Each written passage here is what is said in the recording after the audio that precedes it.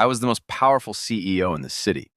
But in less than an hour, my entire empire was dismantled by a woman who walked into my office looking like a nobody. By the time the Service of Internal Security arrived to drag me away, I realized my arrogance had just signed my death warrant. The mahogany desk in my office was polished to a mirror finish, reflecting the arrogance I had spent years cultivating. I'm Marcus Thorne, the CEO of Thorne Logistics, and in this city, if you aren't moving at my pace, you're just roadkill.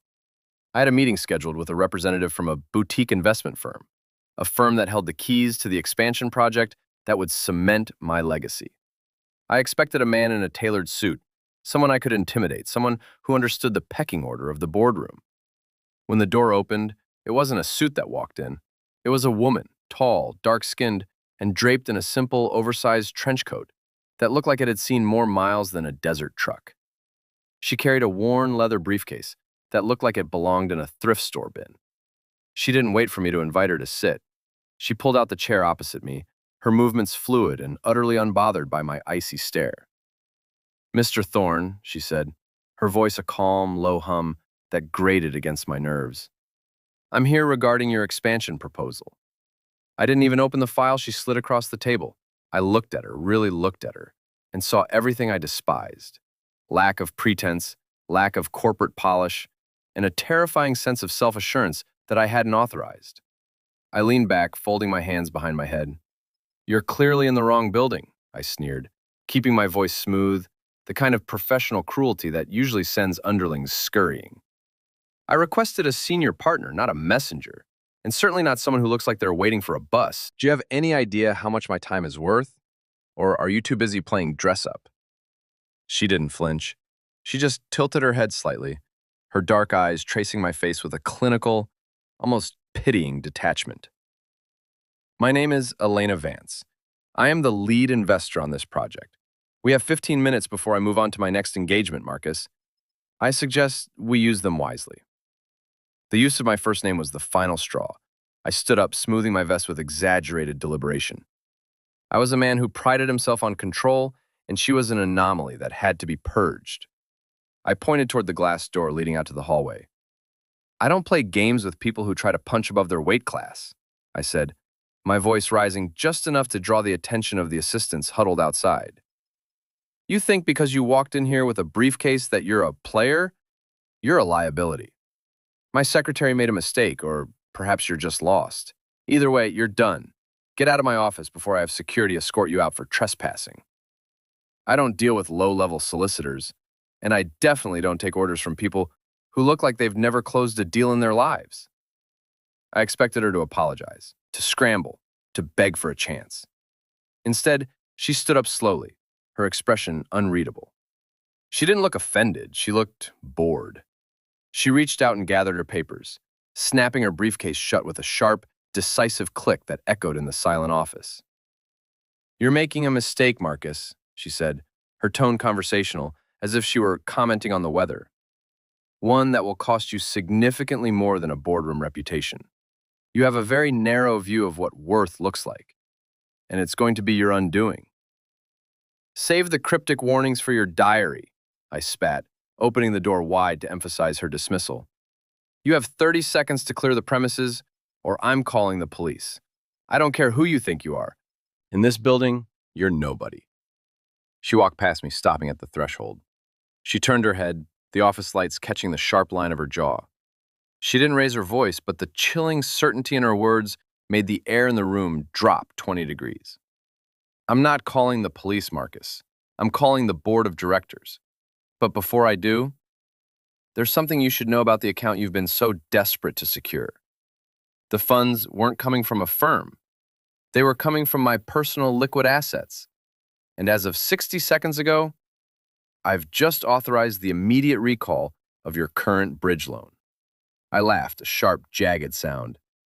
"You? You're recalling my loan? With what leverage? You're a nobody." She pulled out her phone, tapped a single button, and held it up so I could see the screen. It was a private portal to the city's largest bank, showing a balance that had so many zeros I had to blink to make sense of them. $100 million in clean, verified, ready-to-move capital. My stomach dropped through the floor. She wasn't just an investor. She was the silent owner of the firm I was currently begging for mercy from. As I stared at the screen, my phone began to vibrate violently. It was my CFO, his name flashing red on the screen. I answered it, my heart hammering against my ribs, expecting news of a routine audit. Marcus, the CFO's voice cracked, sounding terrified. I don't know what you did, but the accounts are frozen. The Service of Internal Security just arrived at the lobby, and they aren't here for an inspection. They're here with a warrant for an organized scheme investigation. They say you're being hit with a heavy accusation, an attempt to break your life with criminal charges. They have evidence of illegal weapons and those prohibited packages being funneled through our shipping routes. They're coming for your office right now. I looked up dazed, my eyes locking with hers. She was still standing there, calm as a statue, watching me watch my empire dissolve in real time. She stepped closer, leaning in until her perfume, expensive, subtle, and terrifying, filled my nostrils. You wanted to know what I was worth, Marcus? She whispered. I'm the person who just bought your debt. And now, I'm the person who's going to make sure you spend the next few decades behind bars. The color drained from my face so rapidly I felt lightheaded. The air in the executive suite, usually recycled and filtered to perfection, suddenly felt thin, suffocating. Outside my floor-to-ceiling windows, the city looked the same. The skyline I had spent 20 years trying to conquer. But the ground beneath me felt like it was shifting. You're bluffing, I managed to rasp, though the sound of sirens rising from the street below shattered the lie before it even left my lips. Elena didn't even blink. She pulled a slender tablet from her coat pocket, swiped once, and projected the display onto my wall-mounted monitor. It wasn't just a balance sheet anymore. It was a digital dossier. Photos of my private containers, intercepted at the docks 3 hours ago, flashed in high resolution. There, hidden behind crates of industrial machinery, were the prohibited packages. The labels were unmistakable, and the seal on the shipment bore my company's digital signature, a signature only I could authorize. You have a very bad habit, Marcus, Elena said, her voice devoid of any warmth, like ice grinding against glass. You think you're the smartest person in the room because you're the loudest. You built a logistical empire, but you forgot that logistics are about tracking. Every move you made, every illicit shipment you cleared, my team was watching. We didn't just buy your debt. We bought the evidence. Your CFO isn't just calling about frozen accounts. He's calling because he's already made a deal to save his own skin. I lunged for the phone, my fingers trembling as I dialed the private line for my legal team. But the line was dead. The silence that followed was heavy, punctuated only by the rhythmic thumping of heavy boots in the hallway, the sound of the Service of Internal Security reaching the executive floor. They're here for more than a civil lawsuit, Elena continued, moving to the window and looking down at the flashing blue lights. They're here because you've been flagged for an organized scheme that touches every corner of this state. The charge isn't just mismanagement. It's an attempt to break your life with criminal charges that carry an enormous term. You aren't just going to lose the company, Marcus. You're going to lose the next 40 years of your life. I stared at her, my pride finally crumbling into dust. Why? I screamed, the desperation clawing at my throat. Who are you? You're not just an investor. This was a setup from the start. You didn't come here to talk business. You came here to finish me. Elena finally turned to look at me, and for the first time, I saw a flicker of raw, cold history in her eyes. It wasn't the look of a business rival.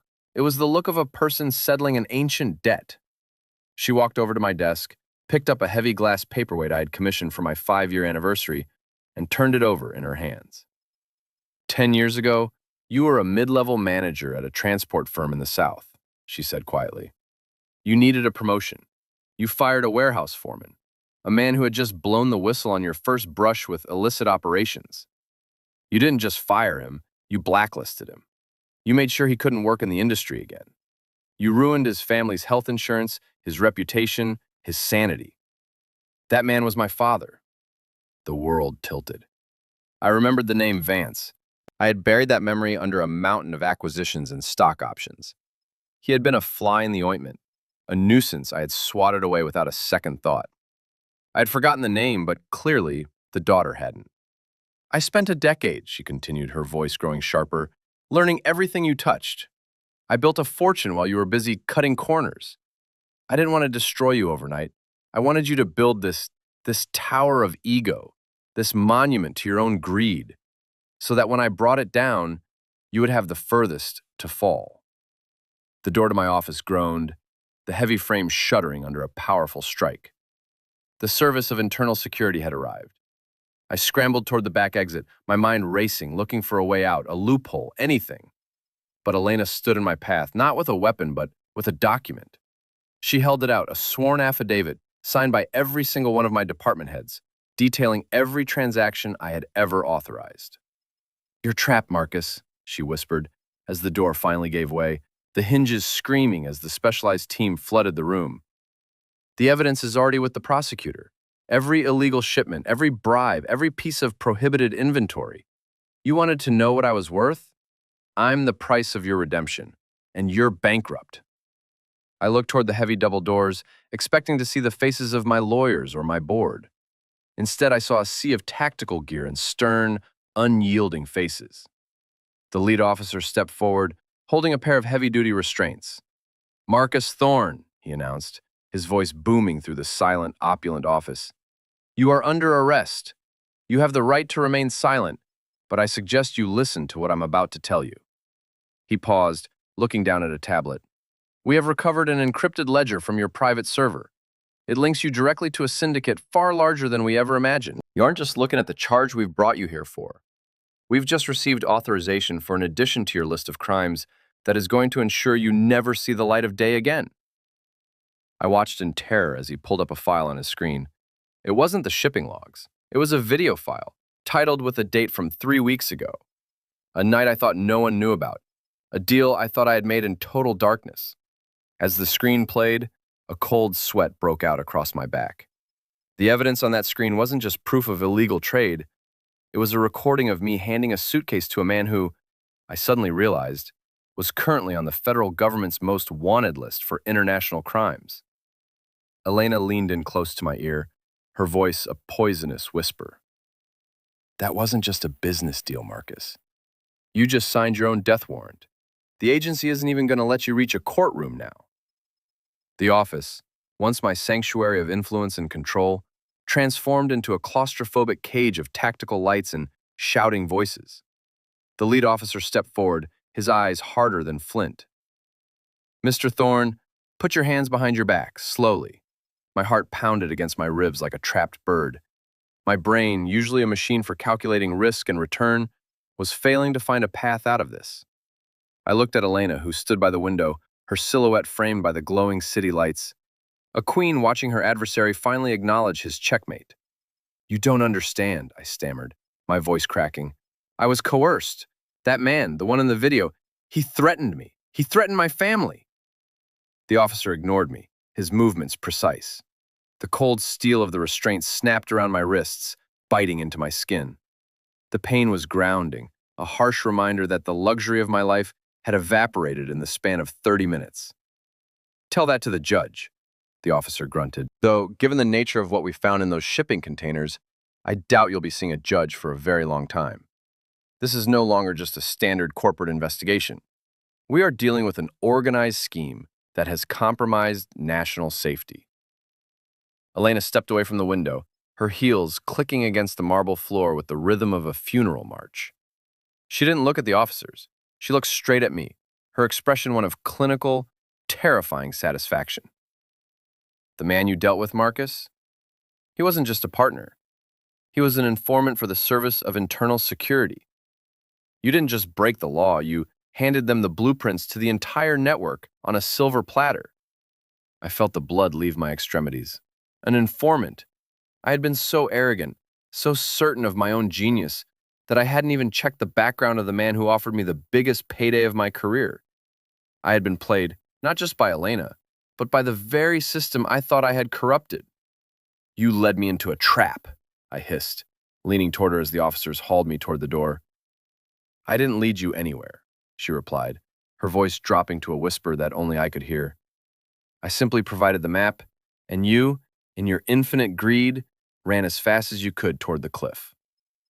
As they dragged me into the hallway, past the rows of assistants who were now staring with a mix of shock and betrayal, my mind raced. I had offshore accounts. I had hidden assets, keys to safety deposit boxes, in jurisdictions where the law was merely a suggestion. If I could just make a call, if I could just bribe the right person, it's no use, the lead officer said as if reading my thoughts. We've already seized your personal devices and secured your financial authorizations. You have no leverage left, Thorne. You're being taken to an undisclosed facility for interrogation. The charges against you are so severe that your legal team has already withdrawn their representation. The realization hit me with the force of a physical blow. Not even my lawyers would touch this. I was a leper in the corporate world, a man whose very name was now toxic. We reached the lobby where cameras were already flashing. The news of the Thorne Logistics collapse was already breaking. I saw my face on the screens behind the security desk, labeled as a criminal mastermind. The shame was a burning heat in my chest, but it was nothing compared to the fear of what happened next. They pushed me into a waiting black transport vehicle. The windows tinted so deeply that the world outside was just a blur of lights.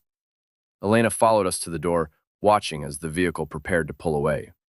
She leaned down toward the open window, her face inches from mine. "There's one thing you don't know, Marcus," she said, her voice dropping into a register that made my blood run cold. "That video of you and the informant? It wasn't just a record of a meeting. It was a live feed." "What?" I asked, my voice barely audible. "My firm was monitoring the entire interaction," she continued, a faint chilling smile touching her lips. "I didn't just give the video to the internal security team.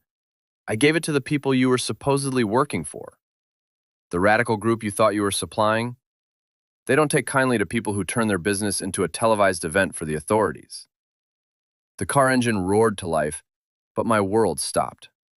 "They know exactly where you're going," Elena whispered, her eyes locking onto mine with the weight of a death sentence.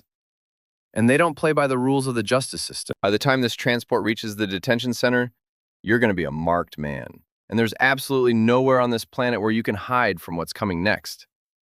As the vehicle lurched forward, the tire squeal echoing through the empty garage, a heavy, unmarked van pulled out from the shadows of a pillar behind us. It didn't have any markings, but the driver's intent was clear as he began to pace our vehicle with predatory precision. I realized with a sudden sickening jolt that Elena hadn't just destroyed my reputation. She had handed me over to the wolves. As we turned onto the main road, the unmarked van accelerated, swerving to box us in, and I knew that the handcuffs I was wearing were the least of my problems. The transport vehicle surged forward, the tires protesting against the polished concrete of the garage. I was slammed against the side paneling, the metal biting into my shoulder. Through the small, reinforced slit of a window, I saw the unmarked van, a matte black beast of a vehicle, accelerating with unnatural speed. It wasn't trying to pull us over, it was trying to cripple us. "We have a situation," one of the officers shouted into his radio, his voice suddenly stripped of its professional calm. "We are being pursued by an unknown asset, requesting immediate backup. Sector 4. Static crackled back, a garbled, frantic mess of noise that sounded like a dying transmission. The officer slammed his fist against the console, his eyes darting to the rearview mirror. "They've jammed our comms. We're on our own." I felt a surge of hysterical laughter bubble up in my throat. I had spent years buying off police captains, manipulating market trends, and building a fortress of influence, only to end up in the back of a van, being hunted by the very people I had tried to play. Elena had been right. I was a pawn in a game I didn't even realize had started. "Who are they?" I screamed over the roar of the engine. "What do they want with me?" The officer in the passenger seat turned, his face pale and sweating. "They aren't here for you, Thorne. They're here for the drive, the evidence against the entire network. It's synced to the tablet in this vehicle. They don't want you alive to testify. They want the hardware destroyed." The matte black van slammed into the rear of our transport, the impact jolting my teeth and sending a shockwave through the floorboards. The world tilted sideways as our driver fought to maintain control, the vehicle swerving into the oncoming lane. My heart was a frantic drum, beating against the confines of my ribs. Then it happened. A sharp, rhythmic pop, pop, pop echoed through the tunnel we had just entered. It wasn't the sound of a mechanical failure. It was the sound of high-caliber fire shredding our back tires. The vehicle fishtailed, sliding violently across the slick pavement until we slammed into the concrete barrier. Silence followed the screech of metal, save for the heavy breathing of the officers and the rhythmic tapping of rain, or perhaps leaking fuel, hitting the roof. "Get out, now!" the lead officer roared, unbuckling his gear and grabbing his sidearm. He didn't even look at me. To him, I was dead weight. He kicked the door open, the light from the tunnel street lamps cutting through the darkness. The black van had skidded to a halt 20 yards behind us. Doors flew open and figures dressed in tactical gear, faces obscured by masks, stepped out. They didn't move like police. They moved like ghosts, their weapons raised with terrifying practiced efficiency. I struggled with my cuffs, my fingers fumbling, until the lead officer leaned back in and sliced the zip tie with a pocket knife. "Don't thank me," he growled. "You're our best bargaining chip if we get out of this." I scrambled out of the van, the cold air hitting me like a physical blow. The tunnel was a tomb of echoes. We were pinned between the wreckage of our transport and the approaching wall of shadows. The lead officer took cover behind the front tire, firing blindly into the darkness. "They're coming for the drive!" he yelled at me, tossing a ruggedized black case toward my feet. "Take it! Run toward the maintenance exit. If you can get to the surface, you might survive." "Why are you helping me?" I gasped, clutching the case to my chest, as if it were a holy relic. "Because if you live, you're the only one who can testify against them," he shouted, covering his head as a volley of rounds chewed through the hood of the van, sending sparks showering over us like deadly fireworks. "Go, now!" I didn't think twice. I bolted. I felt the wind of bullets whizzing past my ears, the heat of the air displaced by death. I lunged into the narrow, dark maintenance corridor, my lungs burning, my legs screaming for mercy. I could hear them behind me, the heavy, rhythmic thud of boots on concrete, closing the distance. I reached the end of the tunnel, a rusted steel door leading to the city's storm drainage system. I slammed my shoulder into it, forcing it open, and tumbled into a damp, underground cavern. I crawled through the muck, my suit ruined, my ego obliterated. I didn't stop until I reached a junction where the tunnel split into three. I leaned against the slick stone wall, gasping for air, the case still gripped tight in my trembling hands. I looked back at the entrance I had just exited, expecting to see the shadowy figures. Instead, I heard the faint, distorted sound of a phone ringing. It was coming from the case. My breath hitched. I slowly unzipped the ruggedized pouch. Inside, nestled next to the drive, was a small, high-end burner phone. It was vibrating, a single contact name glowing on the screen in the dark. Elena. I answered, my hand shaking so hard I almost dropped it. You sent them," I whispered, the realization finally landing with a sickening thud. "You didn't give that drive to the authorities for justice. You gave it to them so they would hunt me down and finish the job." A faint, hollow laugh echoed through the phone's speaker. "Oh, Marcus," Elena's voice was calm, almost soothing. "I told you, I wanted you to build a tower tall enough to fall from, but I never said I wanted you to survive the impact." Suddenly, the tunnel light, a single, flickering bulb, went dark. Behind me from the direction I had just come, a click sounded. It wasn't the safety of a gun, it was the sound of a heavy metal gate sliding shut, locking me in with the rising, rushing water of the storm drains. Then, from the darkness directly in front of me, I saw the steady, glowing red dot of a laser sight dancing across my chest. The laser sight felt like a hot branding iron against my chest. I didn't breathe, I didn't move. My entire life, the wealth, the prestige, the carefully constructed facade, had narrowed down to a single point of light in a damp, subterranean tomb. "Elena," I whispered into the phone, my voice barely a tremor. "If you kill me, you lose. The drive, the leverage. You'll never clear your father's name properly without the testimony." A silence stretched between us, thick and heavy, broken only by the distant, thunderous roar of rushing water as the storm drain gates remained locked. Then, the phone speaker clicked, and Elena's voice returned, ice cold and triumphant. "You really haven't been paying attention, have you, Marcus? I don't need your testimony. I don't need a courtroom. My father didn't die for a legal victory.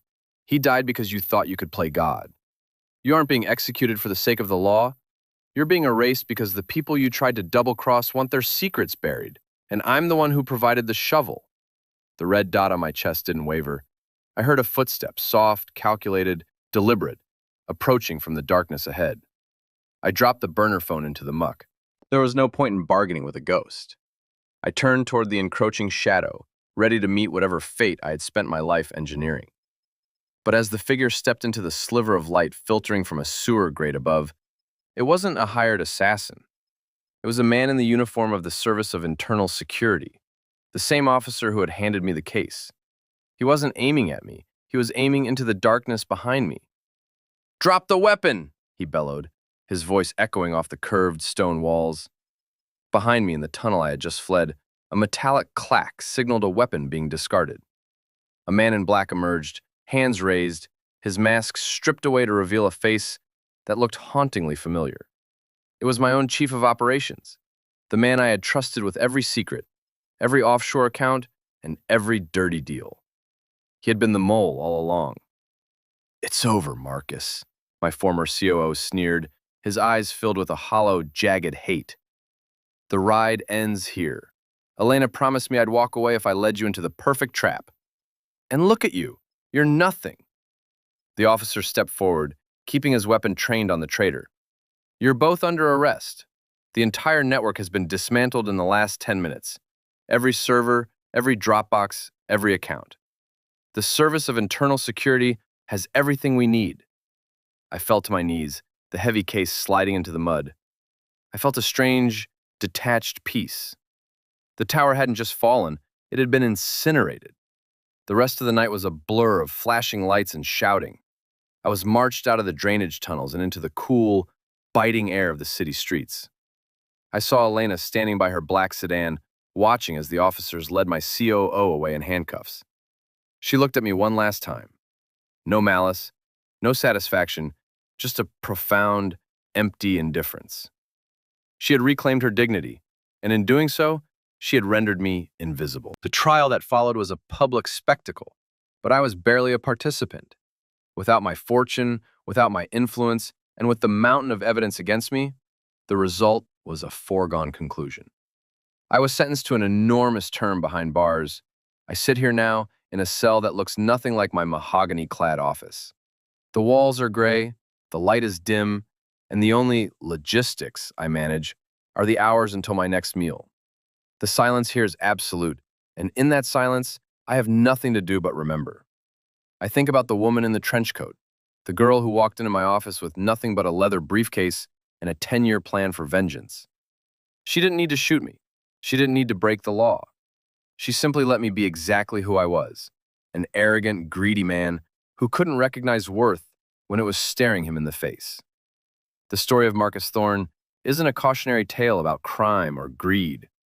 It's a story about the day I thought I was the most powerful man in the city, only to discover I was a man standing on a foundation of sand, waiting for a breeze to blow me over.